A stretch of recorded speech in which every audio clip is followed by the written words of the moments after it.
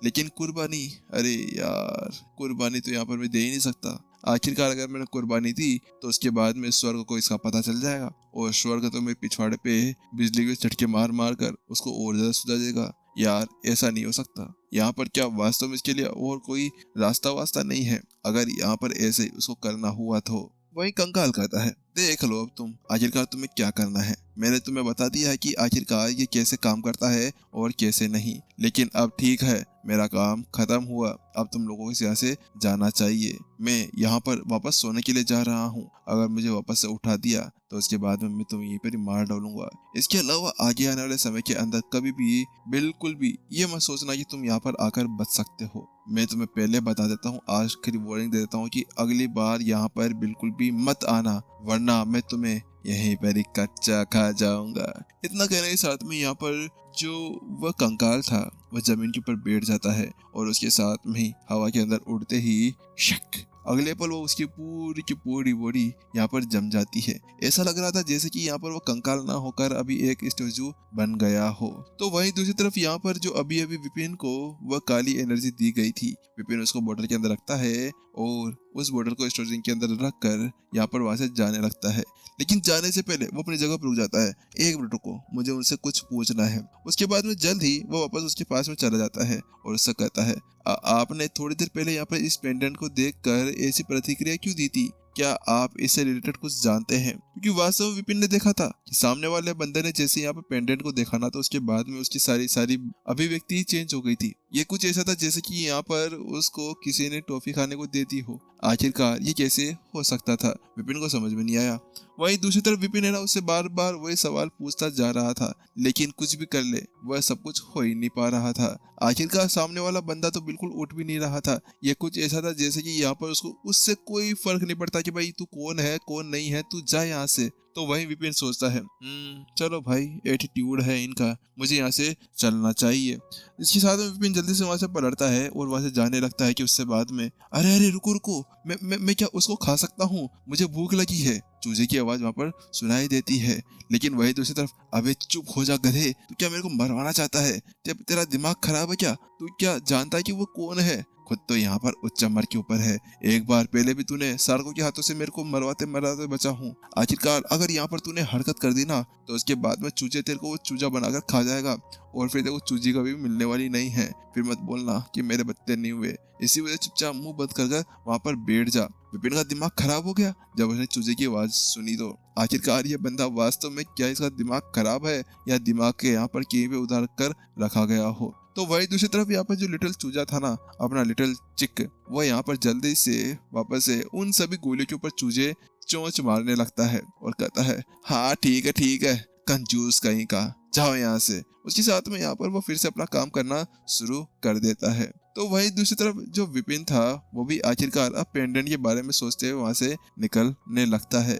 आखिरकार इस पेंडेंट के पीछे का यहाँ पर राज क्या है? आखिरकार यहाँ पर क्यों इसको देखते ही सामने वाला बंदा रुक गया था? कहीं ऐसा तो नहीं कि उसको इसके बारे में पता था? लेकिन अब क्या ही करे, विपिन के पास में कोई रास्ता नहीं बचा, क्योंकि आखिरकार वो तो फिर से यहाँ पर एक गहरी नींद के अंदर सो चुका है। 4 घंटे अब उन लोगों को वापस लौटने में लगते हैं और आखिरकार वह लोग वापस उस जगह पर पहुंच जाते हैं जहाँ से वो लोग आए थे, स्टार चेजर पैलेस के अंदर। वहां जाते ही सबसे पहले जो विपिन था उसने नमन से कहा कि चलो ठीक है, जल्दी करो और तैयारी करो, हम लोगों को यहाँ पर एक अनुष्ठान करना है। तो वही दूसरी तरफ नमन एक बार उस अनुष्ठान को पढ़ता है जिसके बारे में विपिन उसको बता रहा था। उसके साथ में ही उसके सर के ऊपर एक सिकंसी आ जाती है। क्या यंग मास्टर, आप इसको करने की सोच रहे हैं? तो विपिन ने कहा, हाँ बिल्कुल, इसमें कोई खराबी है क्या? तो वही नमन कहता है, नहीं खराबी तो नहीं है, लेकिन यह अनुष्ठान बहुत ज्यादा मुश्किल होने वाला है, इतना आसान नहीं। तो वहीं दूसरी तरफ, क्या मुश्किल? ऐसे कैसे? आखिरकार इसके अंदर कौन सी विधियां लिखी गई है? गौतम बीच में आता है और उससे पूछता है। तो नमन समझाता है, विधियां? अरे विधि नहीं है, ये तो यहाँ पर बिन कहे अत्याचार है। आखिरकार यहाँ पर इसके अंदर जो लिखा हुआ है ना, वो ये है कि 1 लाख अमर संत स्टेज 2 के लड़ाकू चाहिए। अब बताइए कि आखिरकार आप अमर स्टेज 2 के लड़ाकुओं को कहाँ से लेकर आएंगे, वो भी 1 लाख के अंदर। अगर 1 लाख अमर संत हम लोग यहाँ पर ढूंढ भी लेते हैं ना, तो इसके बाद में कोई भी कहीं पे भी हमें ये नहीं मिल सकता है। तो वहीं गौतम की आंखें फटी की फटी रह जाती है।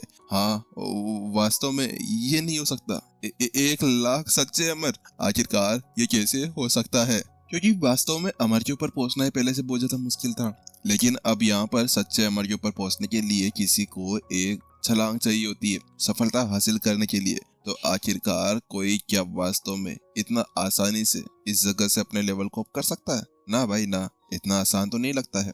हाँ, माना कि वो लोग अज्योर के ऊपर हैं, लेकिन अज्योर के ऊपर भी यहाँ पर वो ऐसा कुछ नहीं कर सकते। तो गौतम कहता है अच्छा, तो फिर अब हमारे पास में कोई और दूसरा रास्ता नहीं है?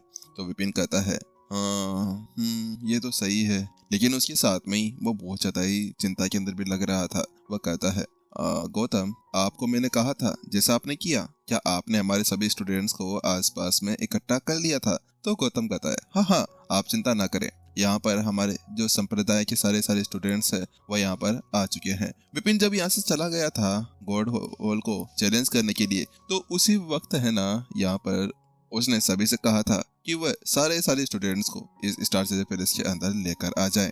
स्टार चेजर पैलेस के अंदर यहाँ पर बीस्ट हॉल, 7 स्टार और इसके साथ में ही तलवार पवेलियन, इन सभी के स्टूडेंट्स को लाना था। और वैसे भी स्टार चेजर पैलेस के तो सारे वहाँ पर थे ही, तो इसी वजह से उन लोगों को यहाँ पर इकट्ठा करने में ज्यादा मुसीबत बिल्कुल भी नहीं हुई थी।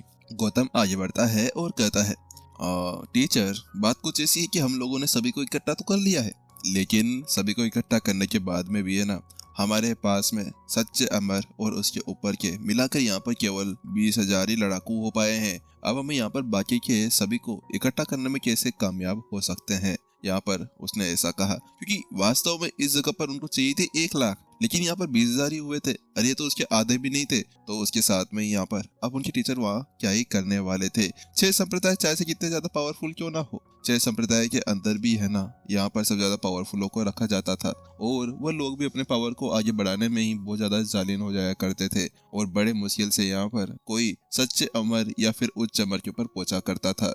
लेकिन अब यहाँ पर ये क्या ही कर सकते थे, क्या बस 20,000? जैसे यहाँ पर विपिन उस चीज को सुनता है तो उसके साथ में ही बेचारे का चेहरा तो पूरी तरह से काला पड़ जाता है। वो परेशान हो जाता है। कुछ ऐसी थी कि उन्हें यहाँ पर आए हुए ज्यादा समय नहीं हुआ था। नमन और विपिन दोनों को यहाँ के बारे में ज्यादा कुछ पता नहीं था कि आखिरकार यहाँ पर कितने क्या है और क्या नहीं है।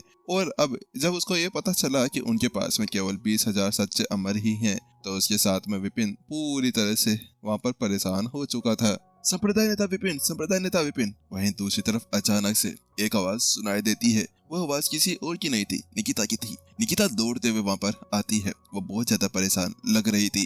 संप्रदाय नेता विपिन, यहाँ पर बहुत बुरी खबर है। क्या बुरी खबर? कौन सी बुरी खबर? अब तुम कौन सी बुरी खबर यहाँ पर लेकर आ गए हो? विपिन ने जैसे ही यहाँ पर निकिता के मुंह से वह शब्द सुने तो उसके साथ में उसके रोंगटे खड़े हो जाते हैं। ए भगवान, आखिरकार यहाँ पर सारी मुसीबत तुम्हें एक साथ ही देनी है क्या? क्या वहाँ पर वह आसमान टूट गया है या फिर कहीं पे सुनामी आ गई है?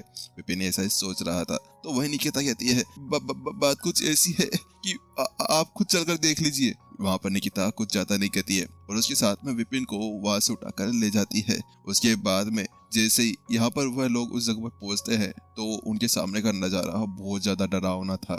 इस जगह पर है ना वह लोग समुद्र के तल पर पहुंच गए थे। हाँ, वो बीच के ऊपर पहुंच चुके थे। वहां पर जाकर जब वो लोग देखते हैं तो उनके सामने यहाँ पर लाखों के झुंड के अंदर यहाँ पर सारे जानवर आ चुके थे।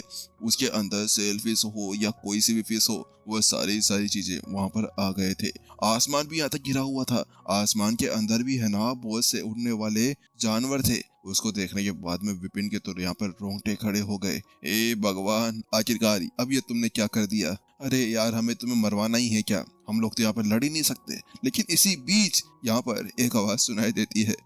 मुझे मुझे मुझे भूख लगी है, मुझे भूख लगी है। वहां पर ये आवाज लिटिल चिक की थी। ए भगवान, तू पागल वागल हो गया है क्या? अबे तेरा दिमाग खराब है, तेरे को भूख लगी करता रहता है। अबे एक बार पहले देख सामने क्या हो रहा है। तू साले सिचुएशन को समझता नहीं है और आ जाता है मुंह उठाकर मुझे भूख लगी है। आखिरकार तेरे को हो क्या गया है? मुझे भूख लगी करते करते यहाँ पर तेरे को दी ना मैंने प्रीमियर पिल्स, उनको खा बेटे बेटे। यहाँ पर विपिन उसको चिल्लाते हुए कहता है, लेकिन लिटिल चिक तो था मानने वाला नहीं, वो जल्दी से बाहर आ जाता है। आखिरकार उसके सामने प्रीमियर पिल से ज्यादा तो ये सामने वाले थे। अरे भाई, इतने सारे जानवर, इनको खाकर तो उसका पेट धबाधब भर जाएगा। वास्तव में विपिन के यहाँ पर रोंगटे हालत पहले से खराब थी, लेकिन ये बंदा यहाँ पर आकर कहने लगा कि मालिक मुझे ये खाना है, मालिक मुझे ये खाना है। अरे क्या तुम लोग पागल वागल हो गए हो? पहले यहाँ पर अगर हम लोग इनसे लड़ने लगे ना, तो उसके बाद में फिर होलो गोड से कौन लड़ सकता था? तो उसी बीच यहाँ पर विपिन सोच ही रहा था, वो लोग तैयारी कर ही रहे थे, तो वही आवाज आती है, मालिक मालिक ये देखिए, हम आप लोगों के लिए क्या लेकर आए हैं। ये सभी हमारे दोस्त हैं और हमारे सैनिक भी।